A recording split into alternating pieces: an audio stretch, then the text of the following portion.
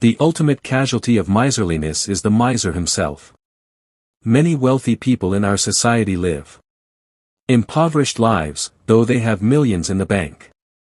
Their choice of living is not inspired by spiritual austerity.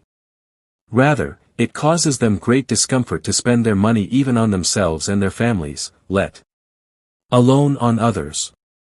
The nature of the miser is that he does not benefit from his wealth in this world, and in the hereafter. He is bankrupt and debased for refusing to give to the needy, refusing to purify his wealth and preventing it from being a cause of light and relief in the hereafter. The miser would argue that he hoards wealth to alleviate his fear of poverty. What is remarkable about this mindset is that the miser never truly feels relieved of anxiety. A miser is constantly worried about money and devoted to servicing his worry. The Prophet once asked some clansmen about their leader. They mentioned his name and said, "But he is a bit of a miser." The Prophet said, "A leader should never be a miser." And then he added, "Do you know of any disease that is worse than miserliness?" Poem verses 26 to 29. Treat this by realizing that those who achieved affluence did so only by exhausting themselves over long periods of time, thus finally accumulating what they sought. Meanwhile, just as they approached the heights of earthly splendor, death suddenly assails them.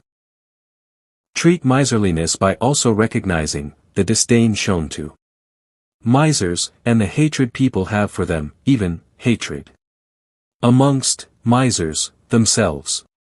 With this same treatment, treat the person whose heart's ailment is love of wealth. Treatment. The treatment for miserliness is realizing that those who achieve wealth usually do so only after exhausting themselves over long periods of time, working for it day and night. Meanwhile, life passes on and time runs out. The culture of wanting more simply for more's sake can occupy a person for an entire lifetime. And in the end, life is over. It terminates for the beggar and the affluent just the same, whether one is old or young, rich or poor, happy or sad. This is Imam Mawlad's counsel. Reflect long and hard on the fact that just as people climb to the heights of affluence and start to achieve what they have worn themselves out for, death assails them without invitation. When death takes us and moves us on, our wealth stays behind for others to wrangle over and spend. One must also realize the level of disdain shown to misers. Nobody likes a miser. Even misers loathe each other. Realizing the hatred people have for misers is enough to turn one away from their disease. Wantonness. Poem verses 30 to 31. As for the disease of wantonness, its definition is excessive mirth, which, according to the people of knowledge, is having excessive exuberance.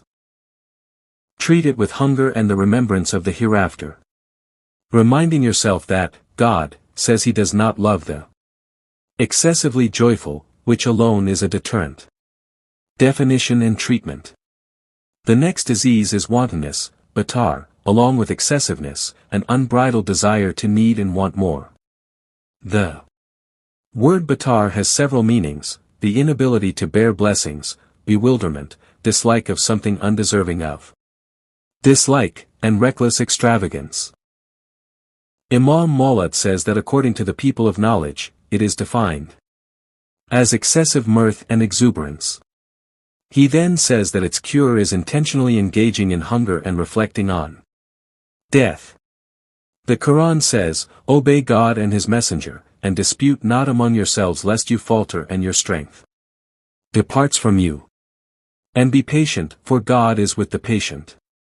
And do not be like those who leave their homes batara, filled with excessive pride about their state, showing off before people and preventing others from the way of God. And God encompasses what they do." Quran 8:46-47. How many cities have we destroyed that exulted in their livelihood? Here are their homes now uninhabited after them except for a few. Quran 28:58. The world of the classical civilizations is full of ruins of once grand structures and communities that used to be teeming with life. Inhabited by people who exulted in their wealth and accomplishments. Visit these ruins and notice the utter silence of these towns. Each soul that lived there is now in another state, waiting God's final judgment. Wantonness is a disease to which the world's affluent societies are particularly vulnerable. In societies that are extremely pleased with their standard of living, their extravagance and hubris are obvious. One sign of these conditions is the ease with which people enter into debt and live contentedly with it. People are consciously living beyond their means in order to maintain the appearance of affluence. This is a product of wantonness, willingly falling headlong into debt in order to achieve a certain material standard of living. The Imam posits that the treatment of wantonness is to willfully experience hunger and to reflect seriously on death and the hereafter. Hunger can be achieved through voluntary fasting, psalm, or by simply reducing what one eats. One aspect of traditional medicine related to a spiritual cosmology, whether this tradition was Greek, Chinese, or Arab, is the belief that too much food harms the spiritual heart and, in fact, could kill it. It was commonly held that people who eat in abundance become hard-hearted. Those who consume an abundance of rich foods literally do become hard-hearted with arterial sclerosis, the hardening of the arteries. Sclerotic means hard, rigid, or stiff. Likewise, the spiritual heart may experience what occurs to the physical heart. Scholars of religion often expounded on hunger as an important sensation that feeds spiritual growth. Feeling emptiness in the stomach, they say, is excellent for the body but also the soul. According to Imam Malik, fasting 3 days out of the month is the best way to maintain a regular engagement with hunger. There is also a fasting regimen known as the Fast of David, Dawood, which consists of fasting every other day, with the exception of religious holidays. Fasting Mondays and Thursdays is also excellent. Whichever pattern of fasting one chooses, it is important to maintain it, for fasting is an excellent form of worship that is beloved by God and praised by the Prophet. It also is a protective shield against wantonness. The second aspect to the remedy is to remember death and the hereafter. What is meant by remember here is not the common function of memory, in which one merely calls up a fact without reflection. In fact, no remedy mentioned in this book involves a flaccid process. Each requires exertion and a true desire to achieve success in its fullest sense. Freeing the heart of diseases like wantonness requires the remembrance of the hereafter and its various states and tumultuous scenes. For example, one should reflect on the state of the grave, which will be either a parcel of paradise or a pit of hell. Once a person dies, his journey in the hereafter begins. Meditation on the hereafter requires learning more about its various stations and passages, including the traverse, sirat, over which people must cross and behold below the awesome inferno of hellfire. Consistent reflection of this nature lessens the value of extravagance and, in general, all the fleeting things this world has to offer, whether it is wealth, prestige, fame, or the like. The Imam cites the verse, God does not love those who exult, Quran, 28:76, whether it is in their wealth, status, or anything else. Images of wantonness are ubiquitous in our times. Even as one drives, he or she is accosted by billboard advertisements that show the faces of wantonness, people in ecstatic postures and exaggerated smiles and gaping mouths, showing off their supreme happiness because they own a kind of car or smoke a certain brand of cigarettes or guzzle a special brand of beer, alcohol that destroys lives and minds. It is part of advertising theory that when people are constantly exposed to such images, they not only incline toward the product but desire the Culture associated with it. Advertisers sell a lifestyle that glorifies wantonness and subtly dissuades reflection. All those smiling people on these billboards and all those who aim their glances toward them will someday die and stand before their Maker. This is the ultimate destiny of all human beings. This realization is the slayer of wantonness. Hatred. Poem verses 32 to 33. Another disease is hatred for other than the sake of God, the exalted. Its cure is to pray for the one despised. This is with the understanding that you have not done wrong if you are repulsed by the hatred you harbor and do not act in accordance with it, to harm the person. Definition and treatment. The next disease is hatred, but in itself, hatred is not necessarily negative. It is commendable to hate corruption, evil, disbelief, murder, lewdness, and anything else that God has exposed as despicable.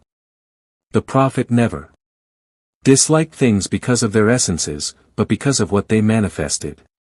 Hatred or strong dislike of a person for no legitimate reason is the disease of bud. The prophet once said to his companions, "Do you want to see a man of paradise?"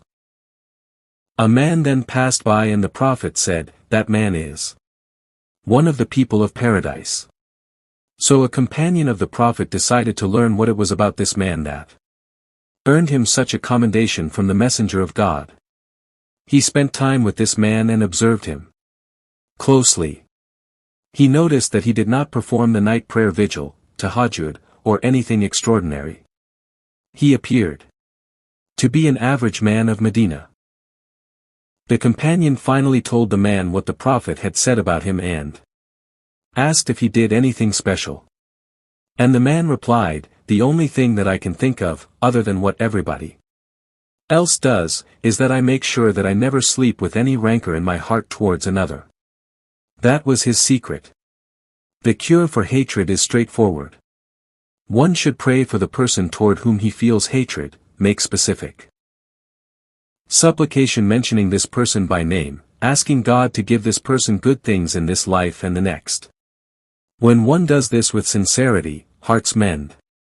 If one truly wants to purify his or her heart and root out disease, there must be total sincerity and conviction that these cures are effective.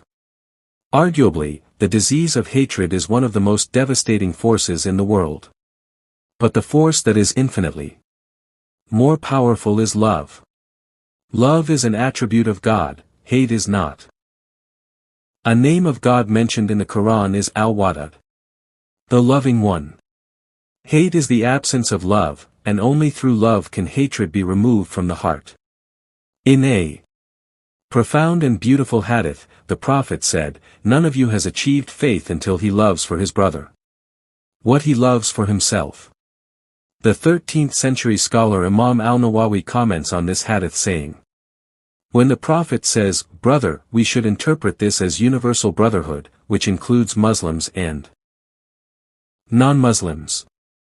For one should desire for his brother non-Muslim that he enter into the state of submission with his Lord, Islam. And for his brother Muslim, he should love for him the continuation of guidance and that he remain in submission. Because of this, it is considered highly recommended and divinely rewarding to pray for a non-Muslim's guidance."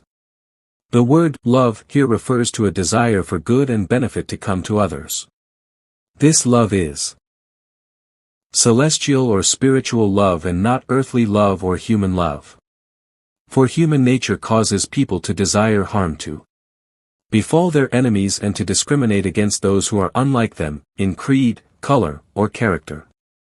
But men must oppose their nature and pray for their brothers and desire for others what they desire for themselves. Moreover, whenever a man does not desire good for his brother, it is from envy. And envy is a rejection of God's apportionment in the world. Thus, one is opposing how God meted out sustenance in concord with his wisdom.